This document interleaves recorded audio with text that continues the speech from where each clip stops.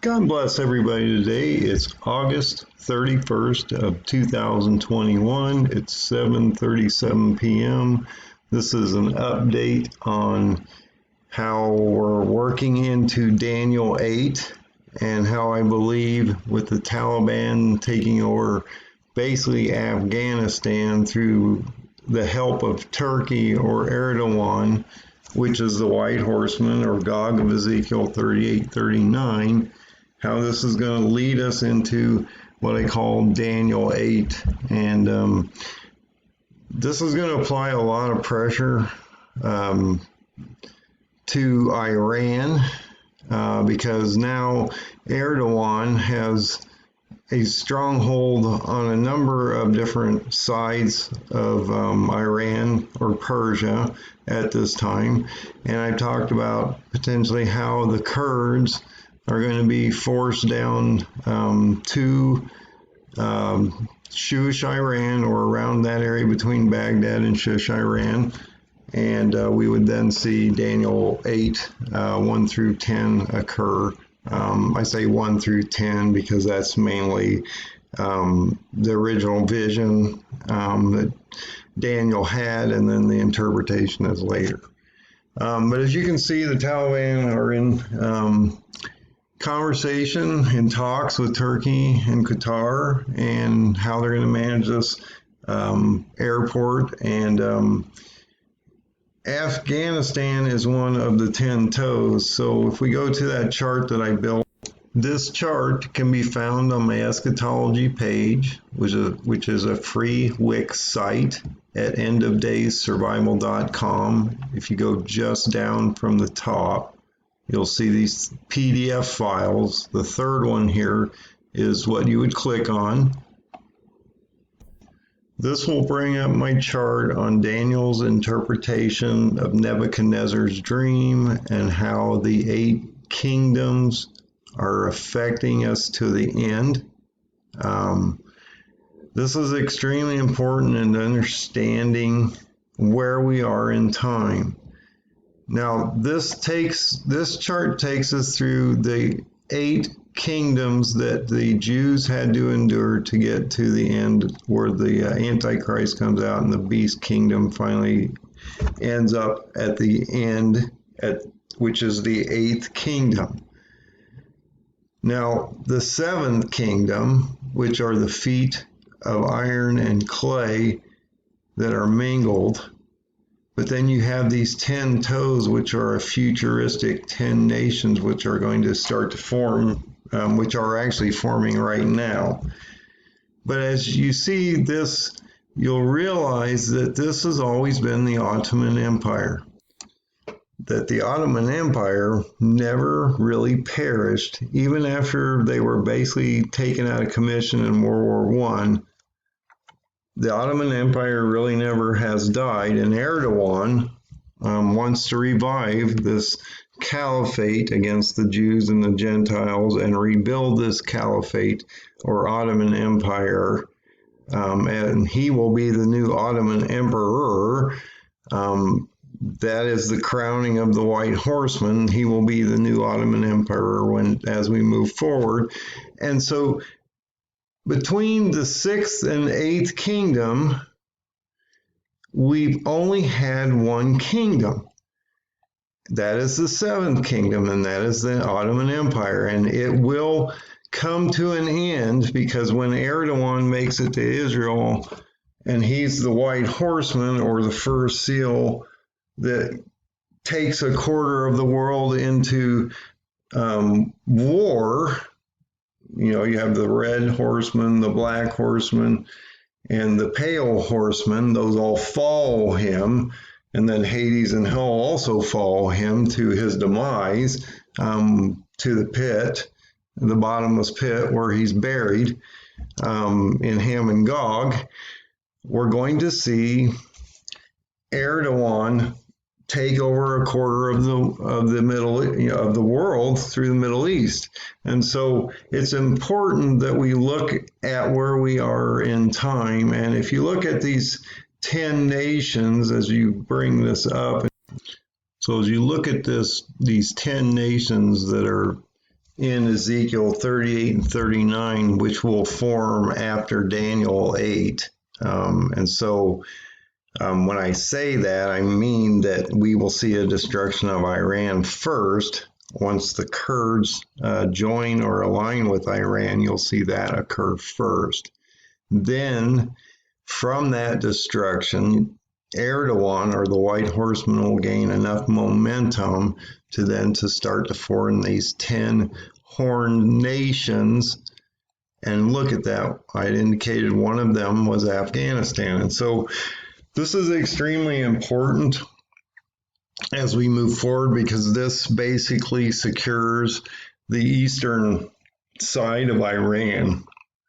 And so as we move into Daniel 8, prior to these 10 nations literally forming and getting to Israel and then being destroyed on the sixth seal by the wrath of Jesus or the Lamb in 6:16, that is not the wrath of God, that is the wrath of Jesus.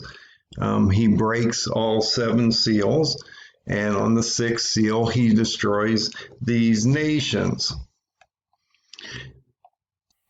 So I've been talking about Gog of Ezekiel 38:39, which is not Antichrist, and I will go, and I've gone into this in detail why they're different. One's buried in a dirt grave, the other is thrown in a lake of fire, so they can't be the same. And I'm actually going to do a video soon about the timing of these different events and how these players are different and why they're different.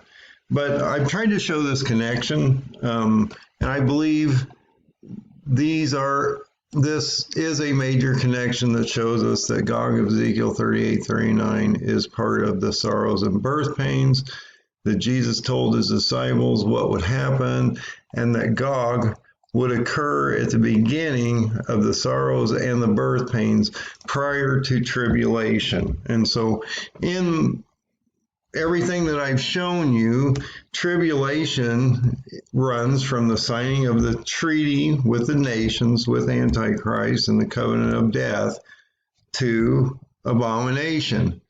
And then from abomination forward, we would be in great tribulation. But prior to the signing of that treaty, we would actually be in the sorrows and the birth pains. But Jesus was trying to tell the disciples that he had talked to in private on the Mount of Olives what was going to come. They had come to him and had asked him in private, Jesus, what is going to come in the latter days? What is going to come in the end? And Jesus said, look, you need to follow this trail, and I think this will take you to what I believe brings us to Gog of Ezekiel 38 and 39, and why he is the white horseman, or at least one of the trails. So in Matthew 24:8, it tells us all these things are the beginning of the sorrows. That's the seals. That actually takes us all the way up to tribulation, which would be after the 6th trumpet sounds, because that's when Antichrist rises, and Antichrist has to rise for them to sign the treaty. So, but this war between the first seal, which is Erdogan, and the destruction of those 10 nations on the 6th seal are just the start of the sorrows, and we're not in tribulation even yet. Antichrist isn't even on the ground. And in Mark 13:8, it says, for all nations shall rise against nation, and kingdom against kingdom, and there shall be earthquakes in diverse places. And there shall be famines and troubles. These are the beginning of sorrows. So Mark and Matthew are alluding to the beginning of the last week of Jacob's trouble. We're moving into tribulation. We're moving into the last 7 years. I've been telling you for a while, we have just over 6.5 little under 6.5 years now. And I've shown you on the charts where I've already started into the 2,300 days, and I'll show you later in this video what I mean by that. So we've already started Daniel's 2,300 days, mornings and nights. And so that's a countdown that I show on my calendar from June 30th, and that Erdogan would start to bring a quarter of the world into war, which he started to do when he invaded on October 9th of 2019 on Yom Kippur. I believe that unleashed him. Shortly after that, we saw the corona come out, and since then we've watched the other horsemen start to gallop. But this leads us to something extremely important. If you look at Ezekiel 38:17, it says this, "Thus saith the Lord God, Art thou he whom I've spoken in old time by my servant the prophet of Israel, that prophesied in those days many years that I would bring thee against them." Now this is Gog of Ezekiel 38:39. They're going against Israel. This is not the same as Revelation 20. And the reason you can tell this is not the same is if you go to Revelation 20 and see how those armies are destroyed, they're consumed by God's hand by fire. These armies in Gog of Ezekiel 38 and 39 are buried in a dirt grave for 7 months, and the fuels are burnt for 7 years. So it's not the same. In Revelation 20, they're consumed on the spot by God's hand by fire, and that's why they never see the book of life, never are judged, never have the second death, and never either have eternity or are thrown in a lake of fire if they don't gain access to the book of life. But it says something extremely important in Mark 13:3 also. As he sat upon the Mount of Olives over against the temple, he tells us, the 4 disciples, that he told this about. It was Peter, James, John, and Andrew in private asked what was, what was to come. Jesus told these 4 what was to come and who was going to go against his people at the end, and that this would be a sorrows event. And then once Gog of Ezekiel 38:39 is perished on the 6th seal by the hand of Jesus, or the wrath of the Lamb, we then see a half an hour of silence. We see the 7th seal broken. That then leads us into Revelation 8:1 and 2, which says that once the 7th seal is broken, then and only then, it's a procession of events, we see the 7 trumpets handed out, which then leads us into a procession up to Antichrist, which comes out on the 6th trumpet. And as you can tell, during the 4th seal, Hades and hell are following the white horseman, which is the 1st seal, which means hell is already, the bottomless pit is on the move with Erdogan as he's moving across the corner of the planet to his demise on the 6th seal. And then we would have a resurrection event, as Isaiah 14 tells us, Revelation 13 tells us. We would see Gog buried, and that he would then be resurrected as Satan is thrown from heaven forever. The false prophet and Antichrist, the beast of the sea and the beast of the earth, would then rise. We would see them overthrow the regions, the 4 regions. 3 of them would fall. That would turn into the beast kingdom. And the 10 nations are prior to that. So their destruction occurs first, the 10 nations first. From that, the residue forms into 4 regions. From that, we get a beast consolidated kingdom of the 4 prior. So that's how that works. But I do believe this is an extremely important connection, that if you take Matthew 24:8 Mark 13:8, Ezekiel 38:17, and Mark 13:3, it clearly tells us who the army of the north is, and that it's Gog of Ezekiel, and that he is part of the sorrows, part of the seals war, and that he would be the first seal, die on the sixth seal. That would then equate us into the trumpet phase.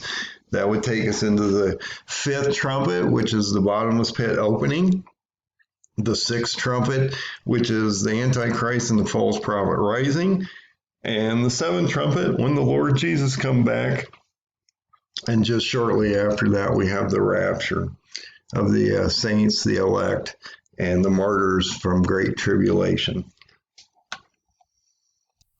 So when President Biden pulled us out of Afghanistan, it caused a chain of events, a domino effect, which basically forced Afghanistan to fall to the Taliban. Okay, this is extremely important because we already see that Turkey is applying pressure to Iran on multiple fronts. Okay, they're up here in Azerbaijan and Armenia. They pretty much took this over already, and so that causes a problem for Russia to the north. It also allows them access through the Caspian Sea directly to Tehran. So they have a easy entrance to the capital of Iran. So they could easily attack them. They could fly their airplanes or jets over.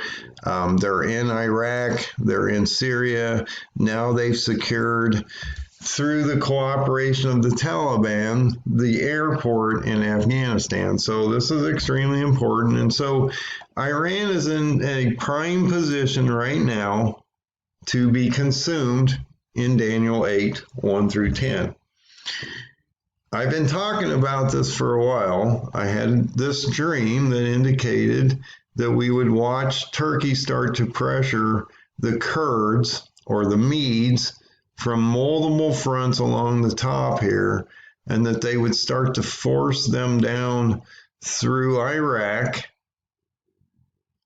to Shush, Iran, and they would pool between Baghdad and Shush, and when that would occur, we would see them being attacked by Turkey, because it indicates clearly in Daniel 8, 1 through 10, that when the Medes and the Persians align, which the Persians are Iran and the Medes are the Kurds, or a faction of the Kurds. It's not necessarily the whole group, it's just a faction of the Kurds.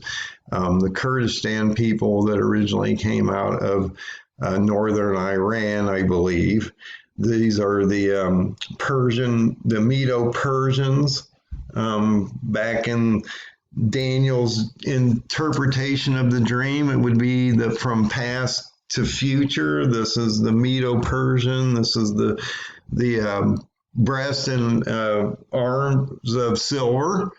And so, if you go back to my chart, I indicated on this chart that the head of gold, the breast of arms of silver, and the belly and thighs of bronze would be the three past kingdoms that would morph into the diversified kingdom. So these kingdoms from the past will effectively affect us in the future, which we have seen.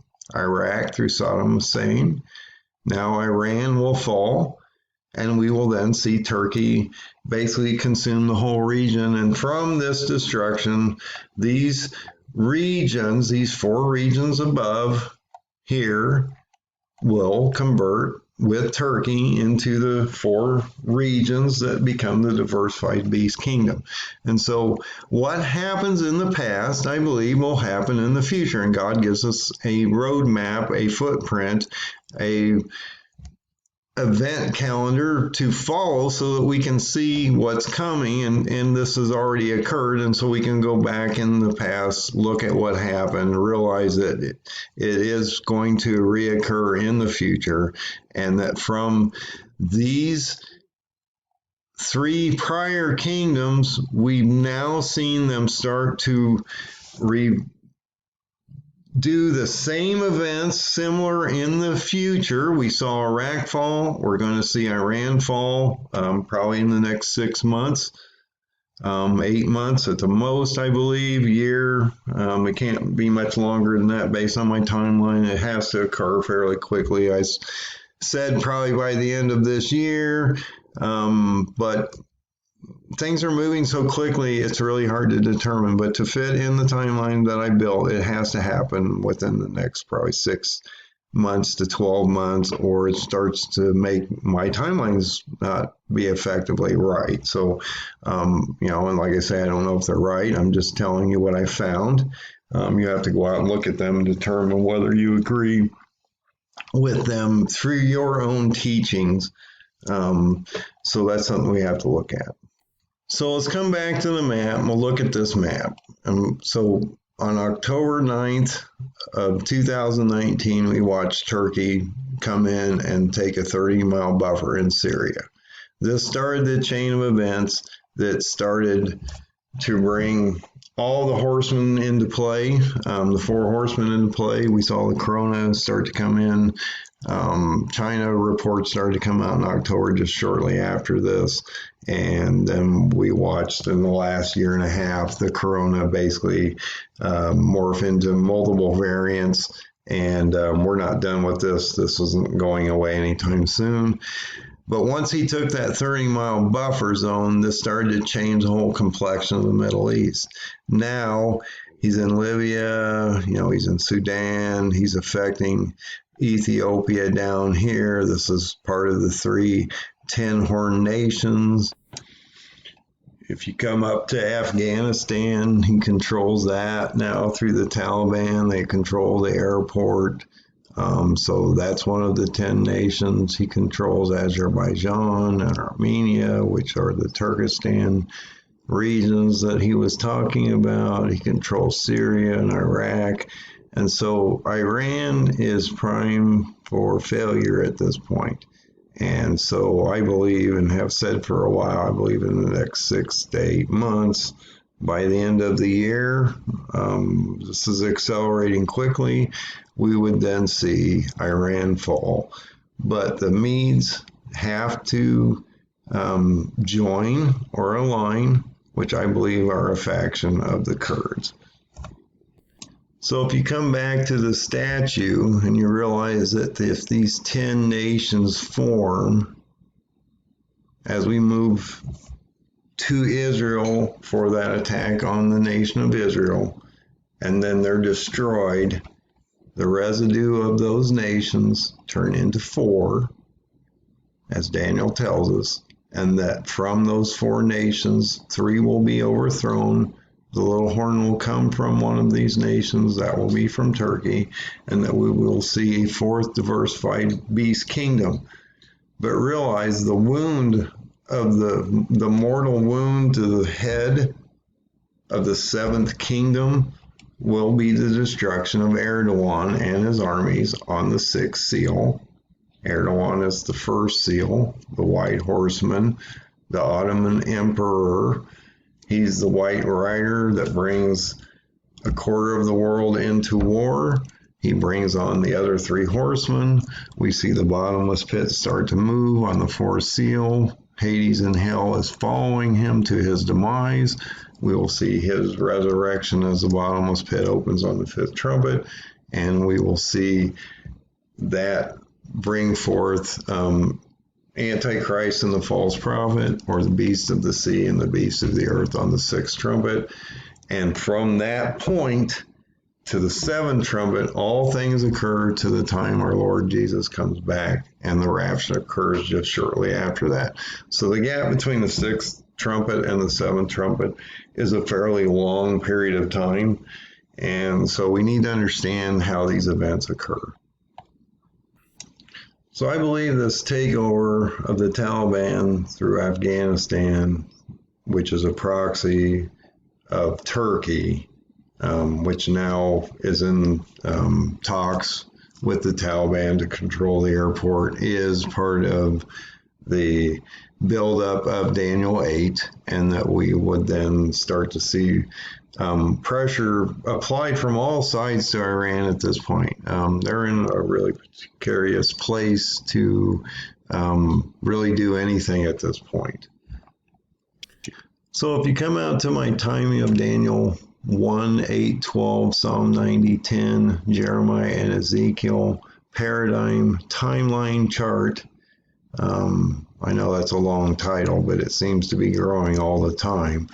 You'll realize that I had indicated that the 2300 days would start on June 30th, and we would see an escalation just after those 3 supermoons and that middle blood moon. There were 3 supermoons with a middle blood moon. Then we started into June 30th. Then we started to see escalation of Iran. Now we're starting to see escalation in Daniel 8, and so we're right here in the sorrows and birth pains, okay? That will lead us into the stopping of the continual burnt offerings and the signing of the 7-year covenant of death, which will take us into the 1260 days, the shortening of the second half. At the beginning of the 1260 days, we see the 2 witnesses come out. They perish just shortly after abomination of desolation. And God tells us clearly that once this occurs, do not look back. Time is short. And so he shortens the second half to the Feast of Trumpets. And so we need to follow this chart fairly quickly because this is very closely, because this is a good example to understand where we are in the time in time right now. And if you go to my main 117 step chart, which is this chart, and this is also a PDF found in the same area. There are 3 PDFs on the front page. That's where these are found.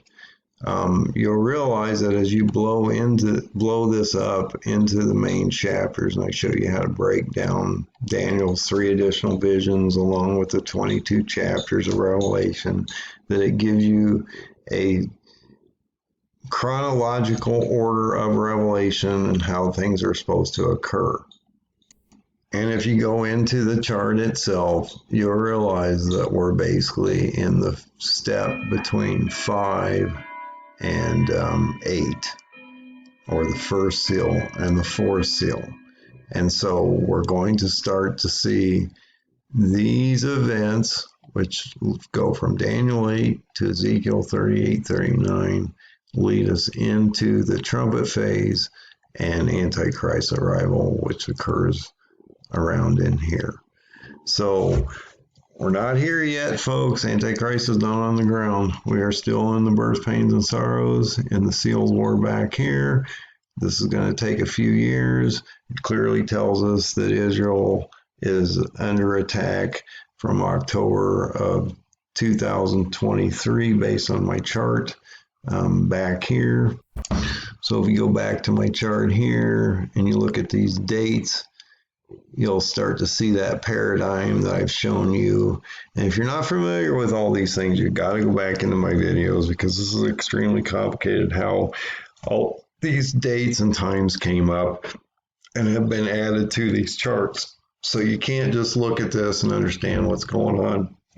You have to look at the past videos and see how the paradigm and everything affects how all of this overlays each other. And so if you're in the seals on the original chart from 5 to 8, that is this area here. And so this can be overlaid on the 117 step timeline also, and you can see how all these different charts and things overlay each other, and that gives you more depth to the conversation of where we are in time. So God bless everybody. Have a great night, and keep an eye on Iran. I believe that it's going to be a major player and fall probably in the next 6 to 8 months.